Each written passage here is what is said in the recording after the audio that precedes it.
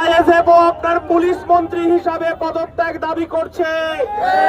আজকের এই মিছিল সারা বাংলার মায়েরা রাত জেগেছে। আইএসএফ আজকে রাস্তায় নেমেছে। শুনে রাখুন, পাড়ায় পাড়ায় আমরা আর অভয় হতে দেব না। ঠিক আজকে তৃণমূল কংগ্রেসের শিক্ষা সেলের রাজ্য সভাপতি আমাদের সুব্রত গুহ আমাদের মিছিলে পা মিলিয়েছে। মমতা বন্দ্যোপাধ্যায়, শুনে রাখুন, আপনার শেষের শুরু। আপনি একটা নির্লজ্জ মহিলা হিসেবে আপনারা এই পশ্চিম বাংলার মানুষ 2011 সালে গর্ববোধ করেছিল। আপনি আজকে বাংলাটাকে কলঙ্কময় করে তুললেন। আমরা আইএসএফ এর পক্ষ থেকে তাই এই রাজপথের লড়াই আমাদের জারি থাকবে। যারা আজকে অংশগ্রহণ করলেন, পাড়ায় পাড়ায় তৃণমূলের সিন্ডিকেটের বিরুদ্ধে বুথে বুথে মিছিল হবে।